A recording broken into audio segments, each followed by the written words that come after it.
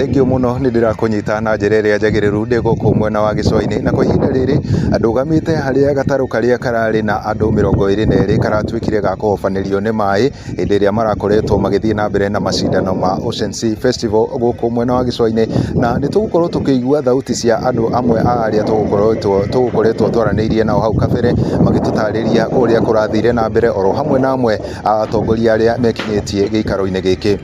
Katika kuelekea kumalizwa mashindano boti yetu ilipenduka. Katika kupenduka pale wenye kwa watu walikuwa karibu kusema tu kweli, yani hakuna action yenye walichukua na tulikuwa tuno karibu, sisi tulikuwa tu mbali. Yani mpaka size yani sijajua kazi ya Navy, yani kazi ya Navy ni nini katika maji ya bahari, ama kuna some skills they lack, ama sema yani sijui mafunzo ndo wapewe ya kutosha ama ni nini, cause boti tu inazama, watu inabaki tu akichukua tu video picha. Saizi mpaka saizi ni wenzetu watatu tulapoteza toka jana saa 9 jioni, na hakuna action yenye ilichukuliwa mpaka saizi. Ndio imebidi tuweke tu ile vurugu kiasi kama vijana wako zinatuma watu watatu kwa siku tu moja na hakuna reaction yenye wanachukua. Hata floater zenyewe pia tuko ndani ya maji, si vijana tupata hata floater zenyewe tulipatwa ni floater 2 shwali watu 22 kwa floater 2 ilikuwa itasaidia nini? Kwa majina naitwa Zero Kasha. Mimi ni mkazi wa Mikindani area staff, na aliyezama hapa ni kijana ya sistangu.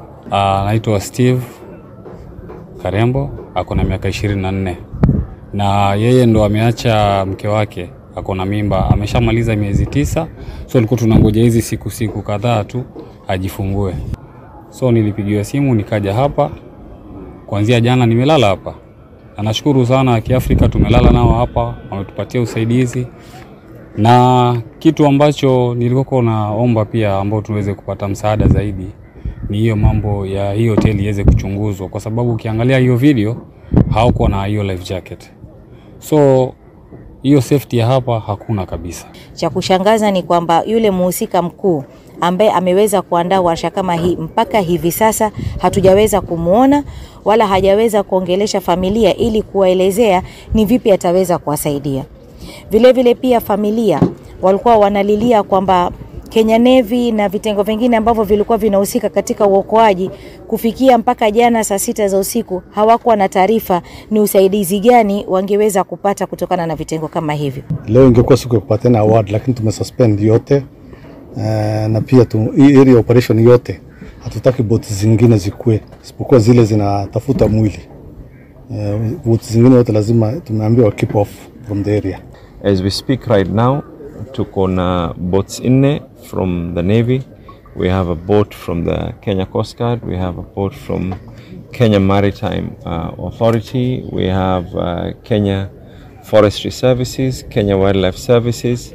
And what is currently being done is the Navy has mapped out the relevant areas so that each boat can be able to take a certain segment. Thengio muno iyo ni migambo ya amwe aria endwa ao matire maraonekana na ngumenyithia ate gukinyeria riu meri tatu ndiri iratwika ya gukioneka kuri eri no mihango ya guthie na mbere na gucaria meri no ni irathie na mbere igitongorio ni Biraro na atongoria makiuga ati ni gugukorwo kana mihango ino ni gukorwo igithie na mbere na kiria kiarikia kuhanika ni ati ona macindano mane marikia kurugamio umuthi niguo uma gaturu kohoro kuria aria marari mathako-ini ma meguheagwo iheo no gwatwika mathako macio ni marikia kurugamio kinya hindi iria uthuthuria ugukorwo ukirika. Andu-ini ha Inooro TV kuma guku Gicua-ini kaunti ya Mombatha, nie njitagwo Francis Madi.